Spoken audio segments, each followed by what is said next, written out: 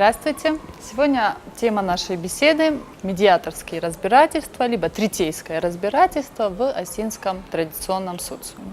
Медиаторство – это разрешение конфликтов с участием третьей стороны. У Осетин называется тархон. Медиаторство признано наиболее эффективным способом разрешения конфликтов. Впервые было использовано в Америке в 60-х годах, когда появились новые виды конфликтов между профсоюзами и работодателями. Понадобилась третья сторона, которая бы пыталась разрешить эти конфликты, используя другую площадку, кроме государственных судов. Были образованы такие институты, как Federal Mediation Conciliation Service. Она действует и до сих пор и разбирает в основном коммерческие конфликты. На сегодняшний день в мире действует очень много медиативных институтов. Это и Neighborhood Justice Service, и Community Mediation.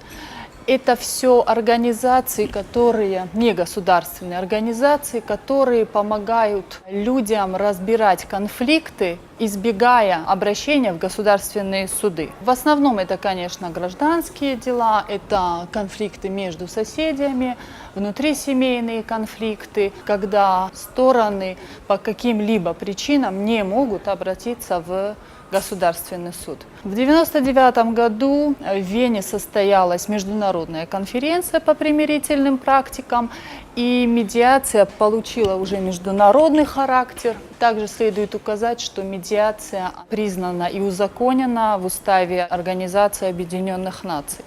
Теперь обратимся к истории Осетии и посмотрим, как третейское разбирательство происходило в самом осетинском социуме. В первую очередь нужно указать о том, что прежде чем начать третейское разбирательство, обе стороны избирали, так сказать, минаварлакта.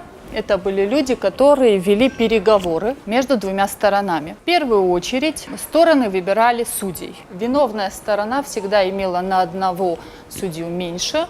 Общее количество судей бывало либо 3, либо 5, в зависимости от разбираемого дела и от сословия противоборствующих сторон.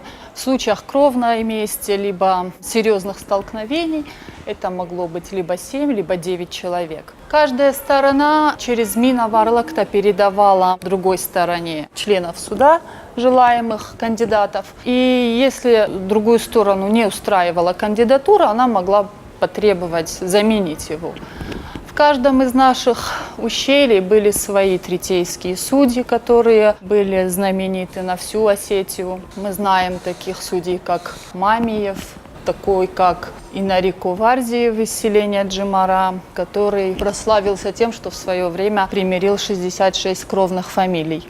Процесс избрания суда мог длиться очень долго. Это зависело от того, насколько быстро сторона соглашалась с кандидатурами судей. Как только кандидатуры были выбраны, начинался судебный процесс. Вообще срок деятельности третейского суда в данном составе длился столько, сколько длилось расследование самого дела. То есть как только дело прекращалось, постановлялся приговор, суд распадался.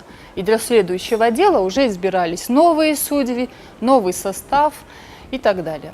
Прежде чем приступить к разбирательству дела, судьи требовали принести либо присягу в том, что обязательно исполнят приговор, который будет вынесен, либо могли отнять оружие со словами «исполнишь приговор, тогда и вернем оружие». Либо могли просто потребовать клятву памяти покойных предков в том, что обязательно исполнят приговор и будут довольны решением суда. С этого момента начинался суд. Обязательными членами суда также был так называемый раштлаг. Это был он был либо один, либо их было несколько, они назывались раштлакта. Во время судебного разбирательства они не имели права голоса, однако в случае, когда судьи не могли найти один общий выход из положения, не могли прийти к консенсусу, они спрашивали мнение раштлаг, либо раштлакта, если их было несколько. На время деятельности суда они находились на полном иждивении виновной стороны, которая должна была их обеспечивать жильем, если это были пришлые с других ущелий судей, и, конечно же, питанием. В случаях, когда не было ясно, кто виновный, кто потерпевший, то в таких моментах количество судей было равное, либо 4, либо 6 и так далее.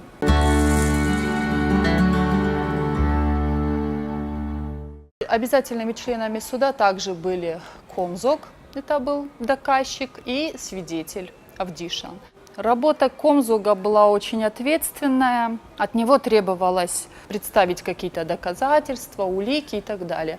В случае, если он соврал, либо ответчик оказался невиновным, на него возлагалась вина, и он обязывался возместить тот ущерб, который был нанесен потерпевшей стороне. Конечно, судьи опрашивали и свидетелей, и доказчиков.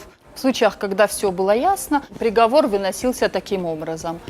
К такому-то числу вы, виновная сторона, должны принести, и указывался тот размер компенсации, который должна выдать виновная сторона. Те приговоры, которые выносили Тархон и Лакта, нам очень сложно сказать ввиду отсутствия материалов и сохраненных данных, потому что все постановления вообще имели устный характер. И только с введением российского судопроизводства деятельность Третейского суда, конечно, тоже велась, немножко в другой, конечно, сфере, но вот только тогда в сельских журналах начали записываться те приговоры, которые третейские суды выносили. Но у нас, например, в отличие от Кабарды, тоже проблема, потому что журналы, которые у нас в каждом селении велись и в каждом обществе, не сохранились. Ни в архивах, ни в библиотеках, их нигде нет. Вы говорите, иногда бывало 6 судей, а у этих 6 судей между собой не было споров? Ну, один согласен, двое не согласны. Конечно, споры были хотя бы потому, что судьи выбирали обе стороны, и каждая сторона пыталась защитить своего. В случае, когда судья был представителем виновной стороны, он просто пытался материальную ту компенсацию, которую должны были назначить, пытался снизить. Потерпевшая сторона, наоборот, пыталась получить все, что можно было получить в этом случае. Мы с вами вначале говорили о том, что в самом судебном процессе участвовали Раштлакта. Это были люди, которым давали право голоса, и в случае, когда не могли судьи прийти к консенсусу, они, в принципе, могли помочь своим голосом. Здесь был очень хитрый и интересный момент. Мы с вами знаем отношения до сих пор осетин к старшему поколению, тем более к мужчине, да? И каждая из сторон пыталась назначить или найти судью, который бы по возрастному цензу превосходил всех остальных, и его слово ставилось бы и принималось бы за главное.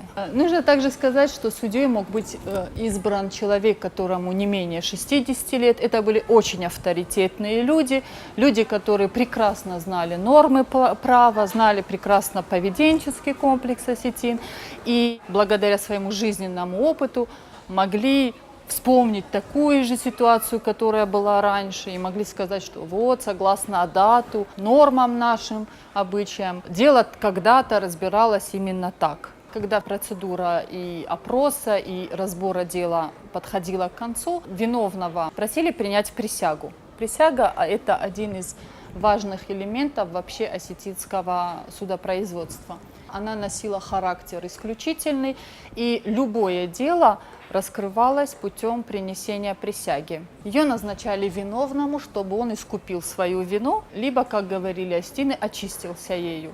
Она, конечно, приносилась вместе со присяжниками. Присяжники назначались из агнатов, то есть родственников по отцовской линии. Их количество тоже назначалось судьями. Это могли быть либо 6, либо 12 человек. Прежде чем принести присягу, фамилия собиралась на фамильный совет, и вот здесь происходило такое мини-расследование дела, грубо говоря, на котором фамилия решала, если их представитель на самом деле виновный, то они не могут сейчас принять присягу и опозориться на всю Осетию, еще и получить за это Божье наказание в Дах. И здесь они принимали решение. Либо мы принимаем присягу, если мы уверены в том, что наш однофамилиец прав, либо мы ее не принимаем. В случаях, когда ее не принимали, то, конечно, дело очевидно, виновный признает свою вину, и приговор выносится, и он выплачивает ту материальную компенсацию, которую назначает судья.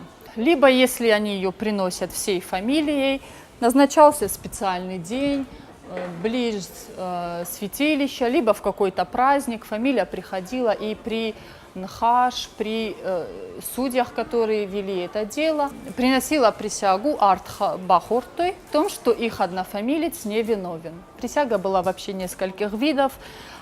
Самая редко применяемая, либо применяемая в очень серьезных случаях, либо кровная месть, убийство, ранение. Это была присяга именем Бога Артхосавой, либо присяга именем святого Зуар. Вот в таких случаях именно присяга раскрывала полностью дело, потому что очень редко кто вообще мог принести лжеприсягу, потому что религиозность осетин была на самом деле очень серьезная, и все знали последствия, что в случае лжеприсяги их ждет Божье наказание в Фдах.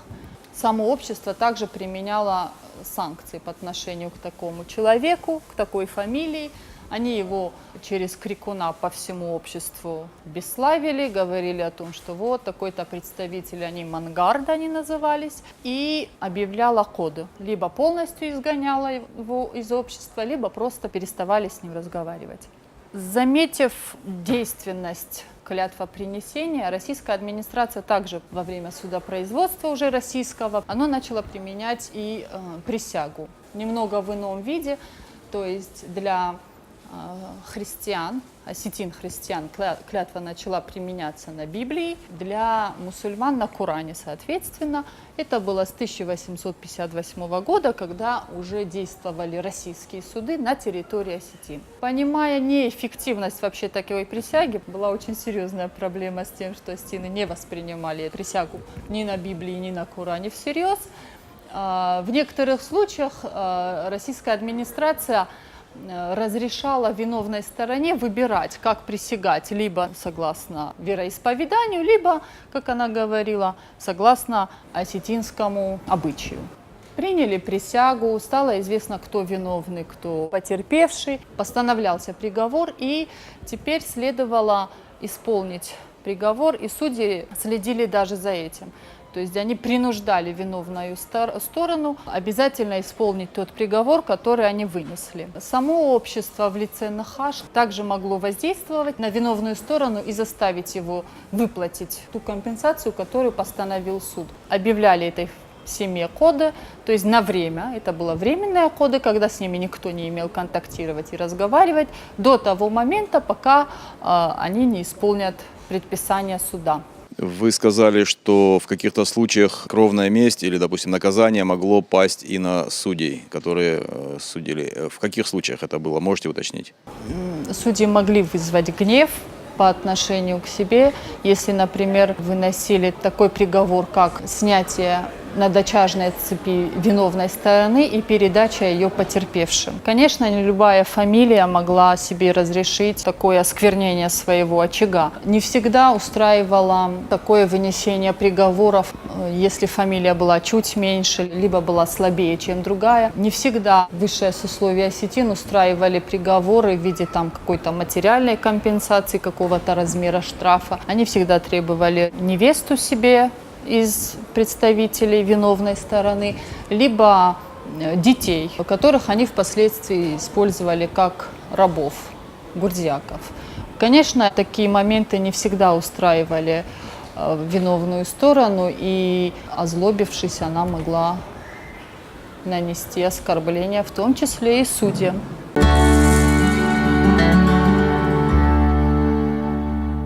Скажите, пожалуйста, материалом для исследования выступили художественные произведения осетинских писателей? Для исследования третейских ресурсов осетин большей частью мы используем архивные материалы и тот полевой материал, который собирался исследователями в XX веке, еще чуть раньше, потому что именно они помнят, как третейские разбирательства происходили, и именно в тех архивах мы находим настоящие имена тех судей, которые участвовали. А в художественной литературе мы любим использовать те материалы, которые нам рассказывают о кровной мести, о кровных фамилиях, о похищениях девушек и так далее. До какого года были судьи у осетин?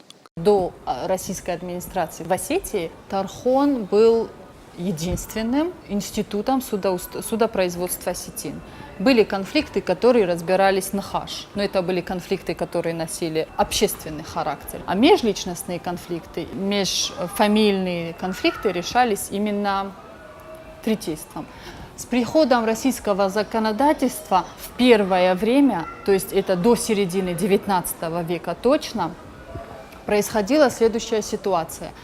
Некоторые конфликты разрешалось разбирать третейскими судьями. Некоторые конфликты имущественные, семейные, воровство и грабеж разрешалось разбирать третейскими судьями. До российского влияния у нас не было разделения уголовного и гражданского права. То есть конфликт. Что такое конфликт? Это нанесение ущерба. Согласно обычному праву осетин, конфликт – это нанесение ущерба. И убийство, и воровство. С приходом России, с применением уложения о наказаниях начинается строгое разделение уголовного и гражданского прав. Гражданские конфликты разрешается разбирать третейскими судьями. До советского периода третейство в Осетии действовало. Но это было не то третейство, о котором я вам сейчас рассказывала. В 1870 году, а до этого в 1765 была инструкция окружных начальников. И потом положение о сельских аульных обществах, о повинностях и так далее, и тому подобное в Кавказской губернии. Согласно этим документам, в Осетии в каждом обществе назначался старшина, его помощники, казначей и третейские судьи. При сельском совете было 5 человек, 3 из них по воскресеньям вели судебные дела, 2 были на замене. Дело происходило следующим образом. Потерпевший приходил к старшине селения, указывал причину, его записывали, и в одно из воскресений он приходил с виновной стороной, и этими судьями, которых назначила российская администрация, происходил разбор судебного дела. Вот это третейство в немного другом формате, но все-таки действует до советского периода.